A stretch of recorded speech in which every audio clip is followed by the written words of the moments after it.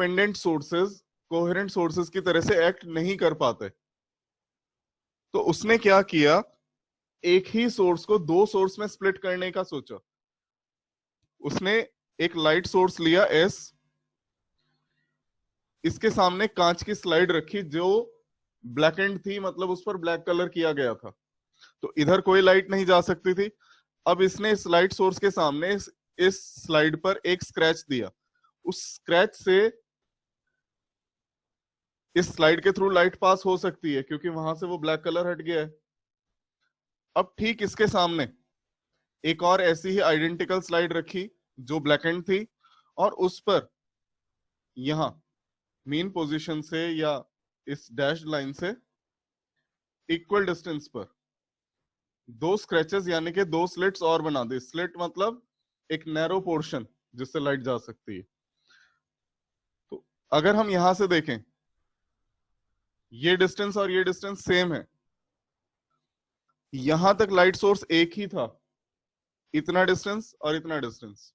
अब जब एक ही लाइट सोर्स है तो यहां भी जो लाइट पहुंच रही होगी उसका भी एम्पलीट्यूड वही होगा और उसका भी एम्पलीट्यूड वही होगा। मतलब कोहेरेंसी की एक कंडीशन तो सेटिस्फाई हो गई, एम्पलीट्यूड सेम होने चाहिए, हो गए।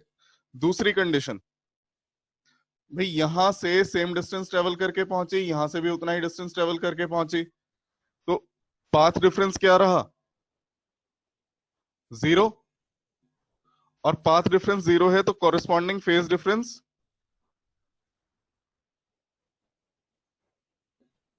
वो भी 0। तो मतलब ये कोहेरेंट सोर्सेज की तरह से एक्ट कर रहे हैं।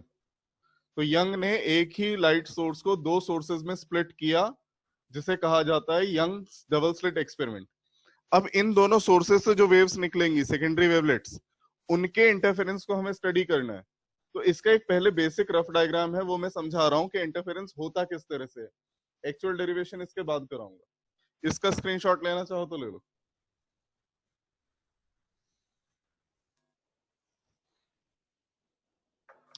आगे बढ़ते हैं। तो से ये सिचुएशन है, एक स्लिट यहां है और एक स्लिट यहां है, ये स्लिट S1, ये स्लिट S2। अब मैं जो क्रेस्ट हैं उन्हें सॉलिड लाइन से रिप्रेजेंट कर रहा हूं, ट्रफ्स को डैश्ड लाइन से। तो से इस सोर्स से एक क्रेस्ट निकली, इस सोर्स से भी एक क्रेस्ट निकली, फिर इससे एक ट्रफ,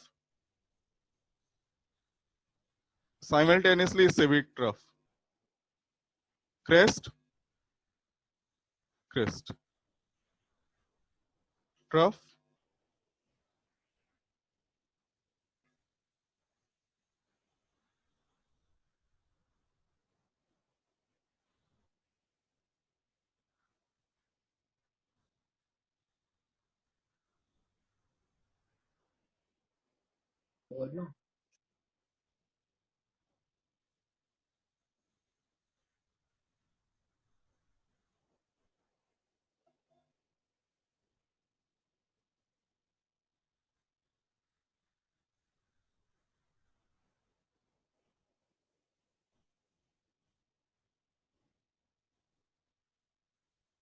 ये मैं समझाने के लिए बना रहा हूं, तुम लोगों को नहीं बनाना एग्जाम में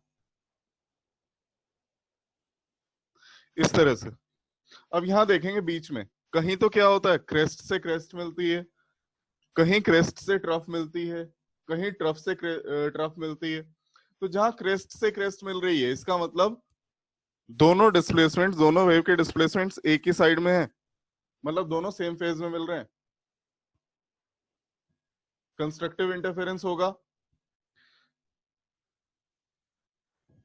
एक क्रेस्ट एक ट्रफ से मिल रही है, कैंसिल हो जाएंगे डिस्प्लेसमेंट्स, डिस्ट्रक्टिव होगा। और इसी तरह बाकी सिचुएशंस भी होंगी। तो कुल मिला के अगर हम स्क्रीन पे देखते हैं सामने इन पॉइंट्स को मिलाते हुए, तो हमें, मैं ये सामने से दिखने वाला पैटर्न बना रहा हूं, लगभग ऐसा दिखाई देता है। बीच में एक ब्राइट स्पॉट, ये ब्राइट स्पॉट है, इसके दोनों तरफ डार्क्स, फिर दोनों तरफ ब्राइट्स, फिर दोनों तरफ डार्क्स, अगेन ब्राइट्स, देन डार्क्स।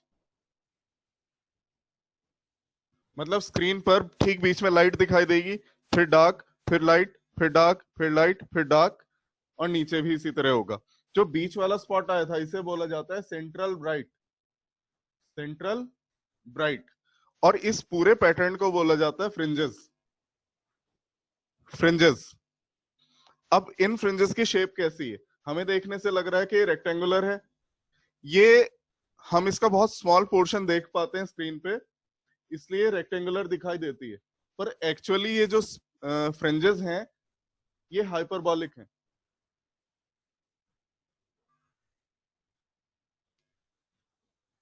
बाकी बच्चों को आवाज ठीक से आ रही है? अभी मेरे पास मैसेज आया है, उसके आवाज नहीं आ रही। आ रही है सर। एक मिनट में देख लेता हूँ।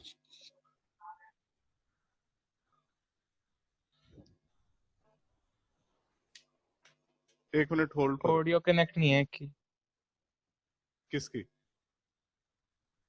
यशराज नाम से है, हाँ हाँ हाँ। ऑडियो कनेक्ट नहीं है उसकी।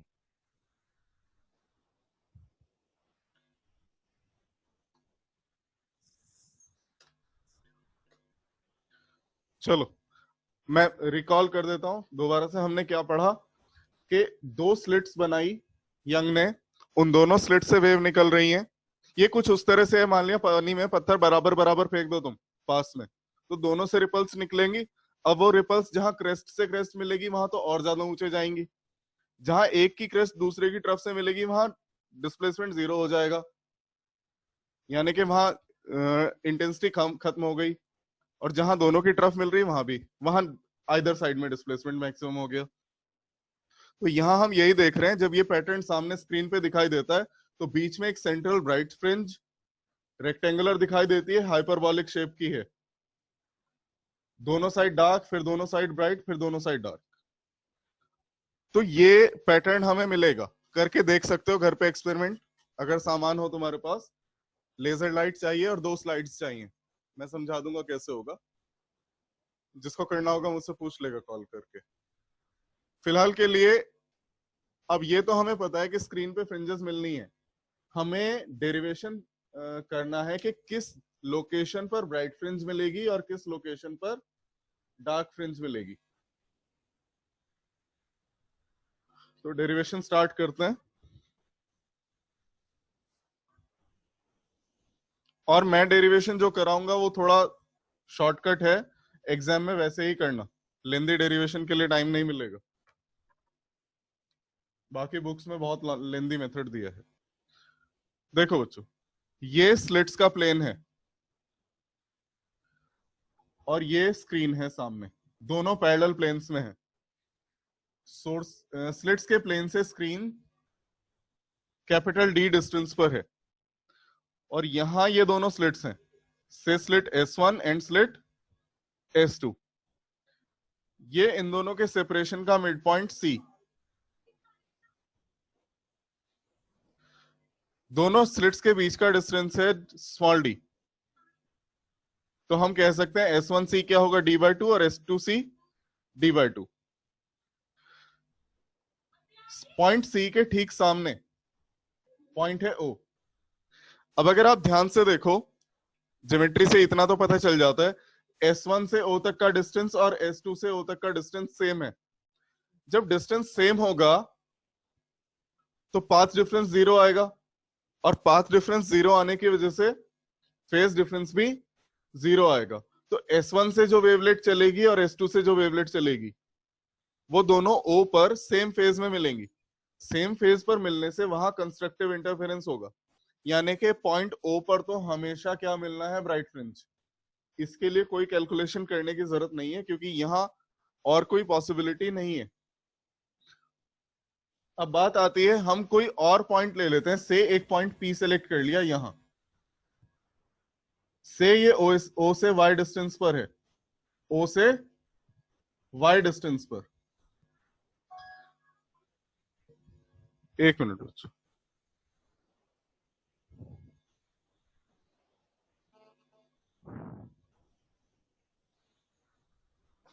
Y डिस्टेंस पर है। तो अब क्लियरली यहां दिखाई दे रहा है कि S1 से जो वेवलेट P तक पहुंच रही है और S2 से जो वेवलेट P तक पहुंच रही है, वो दोनों अलग अलग डिस्टेंस ट्रेवल करके पहुंच रही हैं। मतलब पाथ डिफरेंस क्रिएट हो गया, और पाथ डिफरेंस होगा तो अब फेज डिफरेंस भी होना है। तो फेज डिफरेंस डायरेक्टली हम नहीं निकाल सकते, हम पाथ डिफरेंस निकालने की कोशिश करते हैं। मैं S1 से S2P पर परपेंडिकुलर डाल रहा हूं, ये डाल दिया परपेंडिकुलर, यहां 90 डिग्री एंगल है। S1N S2P पर परपेंडिकुलर है।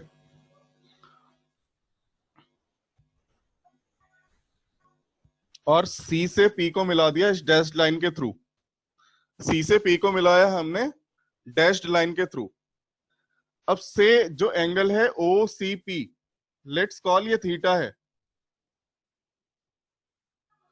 तो जो एंगल S2 S1N होगा वो ऑलमोस्ट थीटा होगा। थीटा के इक्वल एग्जैक्टली नहीं होगा, पर ऑलमोस्ट थीटा होगा। तो ये अप्रोक्सीमेशन हम यहां ले सकते हैं कि ये लगभग थीटा है, तो हम इसे थीटा ही मान के चलते हैं। रिपीट कर देता हूं जिन्होंने नहीं सुना है। हमने S1 से S2P पे परपेंडिकुलर डाला, ये जो डिस्टेंस है S2N, ये पाथ डिफरेंस होगा, क्योंकि S1 से P तक का डिस्टेंस और N से P तक का डिस्टेंस सेम है। तो एक्स्ट्रा डिस्टेंस कितना चला है इसने, S2N। इसकी वैल्यू हमें निकालनी है कुछ ना कुछ करके। अब मैंने पॉइंट C को पॉइंट P से डैश लाइन के थ्रू मिलाया और कहा कि ये वाला जो एंगल है OCP, ये थीटा है। तो एंगल S2 S1N ये भी ऑलमोस्ट थीटा होगा। ये बात क्लियर है कि एग्जैक्टली इक्वल नहीं है, ये ऑलमोस्ट इक्वल है। तो हम एग्जैक्टली इक्वल मान के चल रहे हैं। हमें वैल्यू निकालनी है S2N की। अब इस वाले ट्राइंगल में, स्मॉल ट्राइंगल में, triangle S1N S2,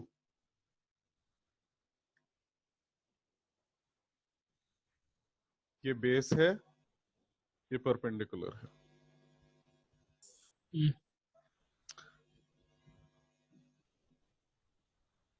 sine theta की वैल्यू क्या होगी, S2N divided by S1 S2।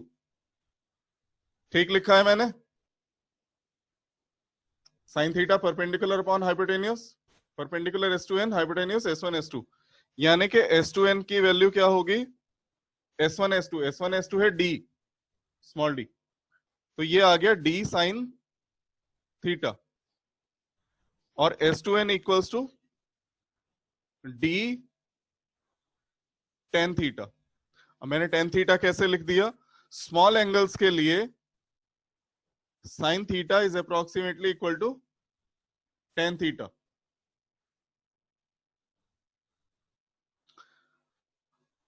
अब इस वाले ट्रायंगल में देखते हैं, बड़े वाले में, OCP में, ट्रायंगल OCP, टेन थीटा की वैल्यू क्या है, Y अपॉन कैपिटल D। ये वैल्यू यहां डाल देते हैं। स्क्रीनशॉट ले लो, फिर मैं मिटा रहा हूं इसे।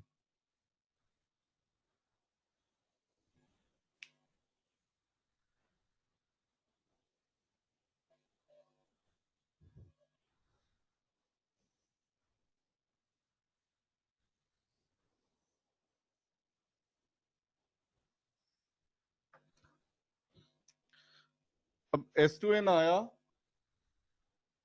D into y upon capital D। हमें पाथ डिफरेंस निकालना था, delta x equals to y into small d upon capital D। इतना कर चुके हैं हम, मेन कैलकुलेशंस यहीं तक थी। अब आगे और आसान है, मुश्किल ये भी नहीं था, पर आगे और आसान है।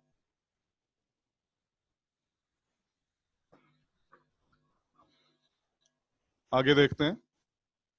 अब हमने पहले ही एस्टेब्लिश कर रखा है कि कंस्ट्रक्टिव इंटरफेरेंस कब होता है और डिस्ट्रक्टिव इंटरफेरेंस कब होता है। जब जब कंस्ट्रक्टिव होगा तो पी पॉइंट पर क्या मिलेगी, ब्राइट फ्रिंज, और जब डिस्ट्रक्टिव होगा तब हमें मिलेगी डार्क फ्रिंज। तो हम क्या कहेंगे, there will be bright fringe at P if constructive के लिए कंडीशन क्या होती है? Path difference must be equal to n lambda, that is y d upon capital D must be equal to n lambda, और y equals to n lambda capital D upon small d। यहां से हमें मिलता है कि जब जब y, ये जो लोकेशन है y, जब जब इस कंडीशन को फॉलो करेगा तो हमें उस पॉइंट पर क्या मिलेगी? ब्राइट फ्रिंज, जहां n की वैल्यू 0 से स्टार्ट है। तो 0 डालोगे सेंट्रल ब्राइट मिलेगी, फिर उसके बाद 1 डालोगे तो lambda D upon capital D, वो lambda capital D upon small d, फिर 2 lambda D upon small d. इस तरह से हमें ब्राइट फ्रिंजेस की लोकेशन मिल गई है। तो इसे हम क्या बोल सकते हैं? Y bright, y bright. ये मैं साइड में लिख देता हूं, y bright equals to n lambda capital D upon small d। इसका स्क्रीनशॉट ले लीजिए।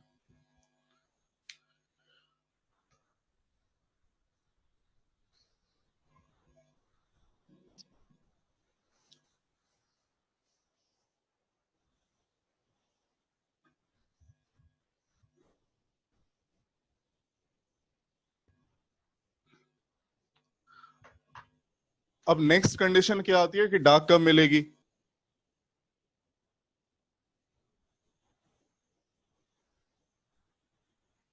There will be dark fringe at P if path difference equals to 2n plus 1 into lambda by 2। ये कंडीशन भी हमने पहले डिराइव कर ली थी। तो इस कंडीशन में क्या मिलेगा हमें? Dark fringe. अब डेल एक्स की वैल्यू डाल देते हैं, वो हमारी क्या थी? y into small d upon capital D, 2n plus 1 lambda upon 2। तो y कितना होना चाहिए? 2n plus 1 lambda capital D upon 2d। ये डार्क फ्रिंज की लोकेशन है कि जहां जहां ये कंडीशन सेटिस्फाई होगी वहां हमें डार्क फ्रिंज मिलेगी। स्क्रीनशॉट ले लीजिए इसका।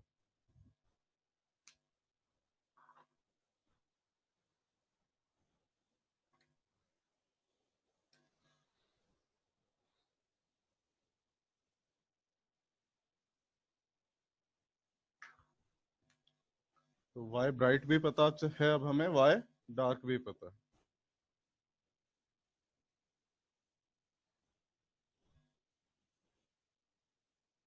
बुक में जो कर रखा है उन्होंने यहाँ माइनस ले रखा है, हमारा प्लस है ना। ये गलत है ना वो गलत है। हम n की वैल्यू 0 से ले रहे हैं, वो 1 से ले रहे हैं। मैंने 0 से इसलिए लिए क्योंकि यहाँ भी 0 से ले रहा हूं मैं, यहाँ भी। उन्होंने इसके लिए 0 से ली है, इसके लिए 1 से ली है।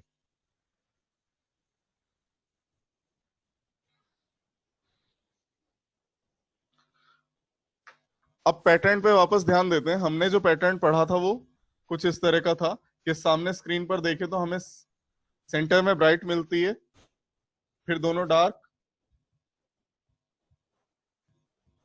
फिर दोनों तरफ ब्राइट, फिर दोनों तरफ डार्क। अब हम जो निकालना चाहते हैं, ये पता करना चाहते हैं कि ये कितनी विड्थ की होती हैं, इन फ्रिंजेस की थिकनेस क्या है। तो पहली बात तो हमें फ्रिंज विड्थ की डेफिनेशन पता होनी चाहिए। Fringe width actually fringe width नहीं होती, मतलब उसकी स्पेसिंग नहीं होती। फ्रिंज विड्थ की डेफिनेशन दी जाती है कि दो कॉन्जिक्यूटिव डार्क के बीच का स्पेस, दो कॉन्जिक्यूटिव डार्क के बीच का सेपरेशन ब्राइट फ्रिंज की विड्थ, और दो कॉन्जिक्यूटिव ब्राइट्स के बीच का सेपरेशन डार्क फ्रिंज की विड्थ। मैं अगेन बोल रहा हूं, दो कॉन्जिक्यूटिव ब्राइट्स, ये दोनों ब्राइट हैं, तो इनके बीच की जो थिकनेस, जो सेपरेशन में क्या बोलूं, दो ब्राइट्स के बीच का जो सेपरेशन होगा वो डार्क फ्रिंज की विड्थ होगी, और जो दो डार्क्स के बीच का सेपरेशन होगा वो ब्राइट फ्रिंज की फ्रिंज विड्थ होगी। निकालते हैं कितनी आती है। तो ब्राइट का फॉर्मूला पहले यूज करते हैं, वाई ब्राइट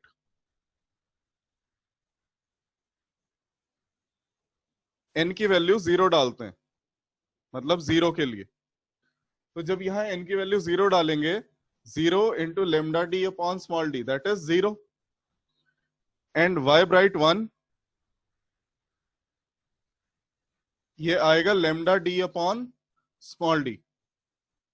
इसी तरह से अगर वाई ब्राइट 2 निकालूं तो ये आएगा 2 lambda D upon small D. अब मैं ये दोनों कॉन्जिक्यूटिव है, इन दोनों के बीच का सेपरेशन लेता हूं, तो इसमें से इसे सब्ट्रैक्ट किया, lambda D upon D minus 0 क्या आया, लैम्डा डी अपॉन डी। इसी तरह इन दोनों का सेपरेशन लिया तो 2 lambda D upon D minus lambda D upon D, again lambda D upon D. इसको कहा जाता है फ्रिंज विड्थ। तो हम क्या कह सकते हैं, fringe width for bright, beta for bright is, दोनों का सेपरेशन क्या आ रहा है, lambda capital D upon small D. Sorry ये ब्राइट नहीं, ये डार्क के लिए है। रीजन, जब आप ब्राइट्स के बीच का डिस्टेंस लेते हो तो डार्क फ्रिंज की विड्थ आती है। रिपीट कर देता हूं मैं, कोई कंफ्यूजन नहीं रहना चाहिए। हमने कहा दो ब्राइट्स के बीच का डिस्टेंस एक डार्क फ्रिंज की फ्रिंज विड्थ होती है। तो मैंने सेंट्रल ब्राइट की लोकेशन निकाली, यानी कि वाई ब्राइट 0, फिर फर्स्ट ब्राइट की निकाली वाई ब्राइट 1, फिर सेकंड ब्राइट की निकाली वाई ब्राइट 2। अब अगर हम देखते हैं 1 में से 0 को सब्ट्रैक्ट करते हैं तब क्या आता है, लैम्डा डी अपॉन डी। 2 में से 1 को करते हैं तब भी क्या आता है, लैम्डा डी अपॉन डी। मतलब दो कॉन्जिक्यूटिव ब्राइट्स के बीच का डिस्टेंस क्या आता है हमेशा, लैम्डा डी अपॉन डी। यानी कि सारी डार्क फ्रिंजेस सेम विड्थ की हैं, जिनकी फ्रिंज विड्थ क्या है, लैम्डा डी अपॉन डी। तो ये याद रखेंगे, जब भी आप डार्क की विड्थ निकालेंगे ब्राइट का फॉर्मूला यूज करेंगे। स्क्रीनशॉट ले लीजिए इसका।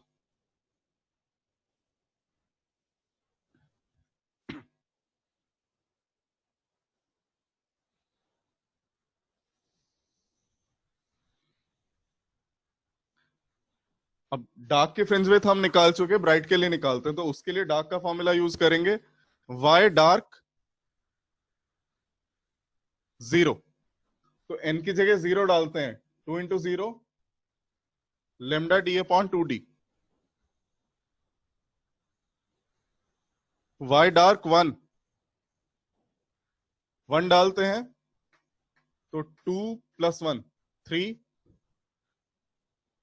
3 lambda D upon 2d। Y dark 2 into 2 4 + 1 5 lambda D upon 2d। इन दोनों का सेपरेशन लेते हैं, 3/2 - 1/2 1 लैम्डा डी अपॉन डी। इन दोनों का सेपरेशन लेते हैं, अगेन क्या आता है, 5/2 - 3/2 that is 1 lambda D upon small D. तो अगेन हम क्या कह सकते हैं, बीटा फॉर ब्राइट, यहां डार्क का फॉर्मूला यूज किया था तो फ्रिंज विड्थ आएगी ब्राइट की, beta for bright is lambda D upon small D. अब डार्क के लिए भी यही आया था फॉर्मूला, तो हम कह सकते हैं सारी ब्राइट और डार्क फ्रिंजेस सेम विड्थ की हैं। क्लियर है ये? एक बार अनम्यूट करके बता दो, अगर किसी को कुछ पूछना है तो बोलो। पूछना है कुछ? No sir. ठीक है, चलो आगे बढ़ते हैं। अब एक और चीज बची है बस, इसमें लास्ट छोटा सा एक लाइन है कि एंगुलर फ्रिंज विड्थ क्या होगी। एंगुलर फ्रिंज विड्थ क्या होगी वो देखते हैं।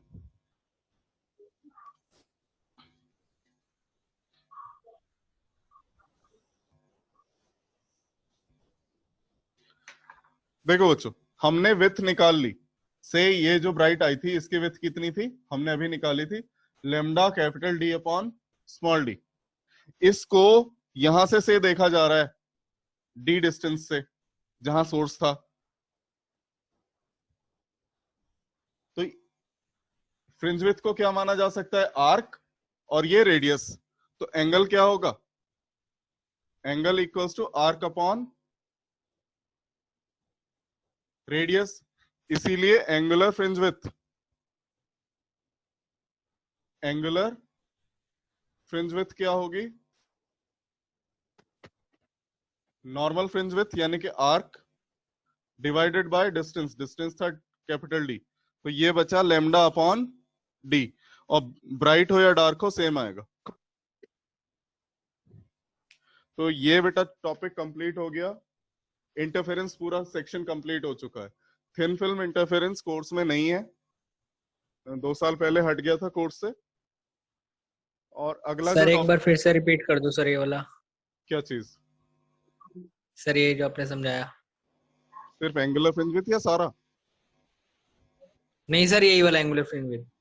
बेटा मैं ये कह रहा हूं, सामने एक चीज रखी है यहाँ, ये इतनी बड़ी है और इसे आप डी डिस्टेंस से देख रहे हो,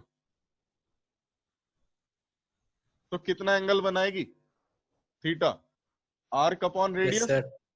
आर्क कितनी थी? Yes sir. Lambda capital D upon small d, lambda D by d. Yes और सर। डिस्टेंस था कैपिटल डी। तो एंगल निकाला है बस हमने। इस एंगल को ही कहा जाता है एंगुलर फ्रिंज विड्थ। मतलब वो कितना एंगल आई पे सबटेंड करेगी अगर आईज को हम सोर्स के पास रखें। ठीक।